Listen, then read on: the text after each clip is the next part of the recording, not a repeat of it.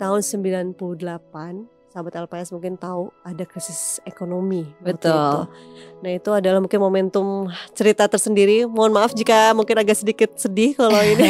Tapi nggak apa ya, kita kulik sedikit. Gimana Miss Mary, boleh cerita nggak sih?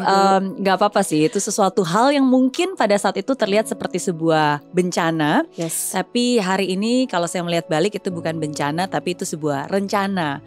Ya, sebuah rencana Tuhan gitu untuk bisa mengubah hidup saya dan membuat saya menjadi lebih tangguh, menjadi seperti yang sekarang. Jadi kalau tadi Mbak Anggi bilang generasi kita gitu ya, tahun 98 itu kan berarti 25 tahun yang lalu. Pada saat itu memang betul ada krisis moneter, bukan cuma di Indonesia tapi juga di beberapa negara tetangga di Asia. Dan lebih parah lagi pada saat itu tahun 98 sebenarnya kan ada kerusuhan di 98. Betul. Jadi pada saat itu terjadi, usia saya masih 18 tahun, baru lulus SMA. Kebayang banget. Iya, tadinya mau kuliah di salah satu universitas di Jakarta, cuma karena kondisi yang tidak kondusif pada saat itu, ya bersyukur karena dari pemerintah Singapura mengulurkan bantuan kepada beberapa pelajar di Jakarta. Nah, karena saya termasuk salah satu pelajar baik ya, rajin belajar dulu pas sekolah ya. Salah satu pelajar terbaik nih pasti ya. Dan dari sekolah unggulan, jadi saya termasuk salah satu pelajar yang mendapatkan kesempatan untuk bisa melanjutkan kuliah saya. Tapi pada saat itu cuma dikasih placement doang. Oke, kamu bisa kuliah di sini, tapi nggak dibayarin, nggak dapat beasiswa, ya kan? Jadi tetap harus bayar sendiri. Nah, sedangkan kan pada saat itu Mbak Anggi tahu kan, udah dolarnya gila-gilaan, terus keadaan ekonomi Indonesia juga chaos banget, nggak menentu gitu. Jadi uang itu berharga banget. Nah, cuma pada saat itu satu hal yang saya selalu hargai. Orang tua sih, apapun yang terjadi orang tua tuh selalu berusaha memberikan terbaik untuk anak-anaknya. Nah, jadi pada saat itu ya orang tua kita cari bantuan pinjaman, dan akhirnya ya udah saya bisa melanjutkan kuliah saya dengan bantuan pinjaman pada saat itu. Tapi disitulah awal dari segalanya, karena ketika kita hidup merantau sendiri, jauh dari orang tua tidak mudah, apalagi hidup dikejar-kejar utang ya, dikejar mantan itu udah susah ya, apalagi dikejar hutang, dikejar cicilan gitu ya. Cicilan, aduh bener banget.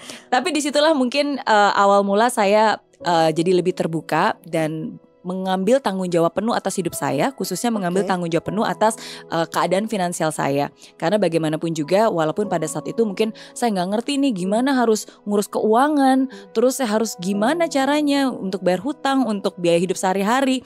Ya, tapi ketidaktahuan itu nggak boleh jadi alasan untuk kita menghindari ya. Justru ketidaktahuan itu menjadi sebuah alasan yang penting untuk kita cari tahu dan belajar.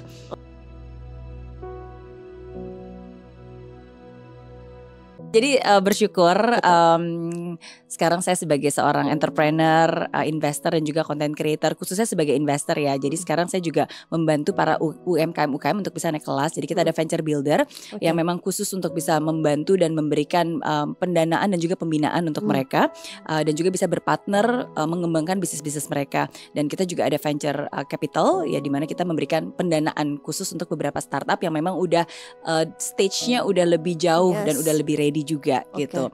Nah, uniknya kalau dari UMKM ini, karena kebetulan Mbak Anggi beberapa bulan yang lalu saya memberikan Mary Riana Entrepreneur of the Year Award khusus untuk para UMKM. Karena kan 3 tahun ini bukan masa yang mudah ya untuk mereka, pandemi. Udah gitu resesi dan seterusnya. Tapi kan UMKM ini kan penggerak perekonomian negara gitu. Nah, jadi saya memberikan award di berbagai kategori. Ya, jadi ada kategori female-preneur, kategori above 50, kategori below 30, dan beberapa kategori industri. Nah, dari 10.000 applicant yang mendaftar, ternyata tebak Mbak Anggi, yang paling banyak itu ada di kategori mana? Feeling saya ini nih ya, biasanya kalau rumah tangga tuh ibu-ibu nih, female-preneur, benar gak saya? Betul. Jadi kategori terbanyak nomor 1 itu adalah female-preneur. Kategori kedua terbanyak itu adalah F&B. Gitu. Betul. Dan ini menarik banget untuk bisa dilihat dan dicermati gitu, bahwa kebanyakan pengusaha UMKM itu seringkali mereka menjadi pebisnis bukan karena perencanaan, bukan juga karena cita-cita, tapi seringkali karena keadaan. Iya, kan? Tapi walaupun itu karena keadaan, ya mereka tetap berjuang dan tetap belajar dan tetap bergerak gitu. Dan paling banyak kedua itu adalah F&B. Karena mungkin di Indonesia itu salah satu cara yang paling gampang juga ya. Betul. Apalagi khususnya untuk para wanita dan para perempuan. Kalau zaman dulu katanya wanita itu kerjaannya cuma sumur, kasur, dapur. Nah, kayak salah tuh fenomena itu ya. Tapi jangan salah, sekarang dari dapur pun bisa menghasilkan. Iya kan, dari kasur pun juga bisa menghasilkan. Dari dapur kita bisa buat kuliner, bisa dijual, menu baru ya. Betul, bisa menambah penghasilan keluarga. Dari kasur pun kita bisa melakukan banyak hal gitu kan, kreativitas, kita bisa kerja, kita bisa jualan, kita bisa desain, bisa jahit, bisa menghasilkan banyak hal gitu. Jadi itu sih yang saya lihat, dan akhirnya itu juga yang kita sekarang support, khususnya memberikan pembinaan dan juga pendanaan untuk UMKM di bidang kreatif, dunia kreatif, industri kreatif, khususnya para female trainer di Indonesia.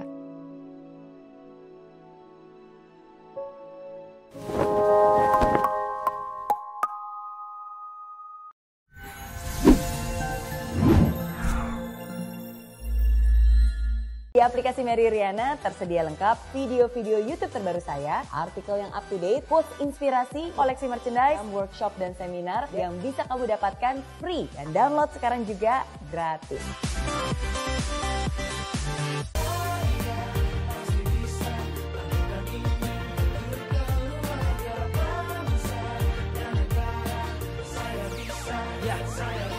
Laksana bumi tanpa hujan, hidup tanpa tujuan, kering dan mati tanpa hijaunya tumbuhan. Demikian kalau mimpi tak kunjung terjadi.